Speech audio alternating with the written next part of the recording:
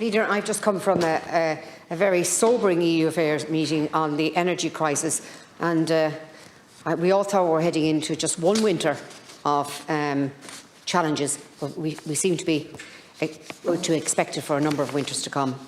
But I want to raise this morning an issue where Minister O'Donoghue visited Washington DC in his role as the President of the Eurogroup, overseeing a meeting of the International Monetary Fund, which happened alongside meetings of the World Bank and multiple G7 meetings.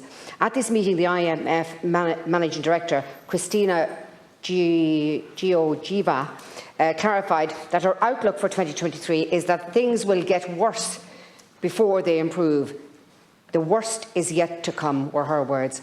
I would like the Minister to come into this House and provide an answer, or at least some thoughts, on one of the big questions of that meeting. How are we as a country going to navigate our way through global market volatility in light of the IMF's warning over risk of global recession? The Fund said that colliding pressures from inflation, war-driven energy and food crisis and higher interest rates are pushing the world to a brink of recession. Countries representing a third of the world's economic output could be in a recession next year.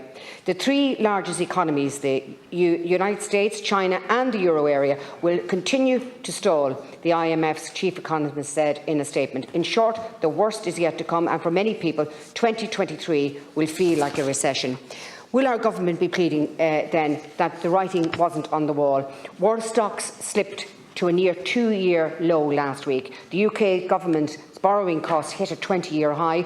Germany's consumer prices were 10.9% higher year-on-year in September. The International Energy Agency has warned that OPEC's decision to cut oil production would push prices to levels that tip the world economy to a recession. The people in the know are saying that we're heading for stormy waters. If policymakers globally get it wrong and mishandle the fight against inflation, the subsequent recession will be harsh and worldwide. What is this government's plan to aid the mitigating a global recession and to insulate Ireland against the world's worst effect of this one? The Minister must come into the chamber and answer these questions. Thank you. Senator Keogan spoke this morning around the energy prices. I was at that committee meeting this morning, Senator.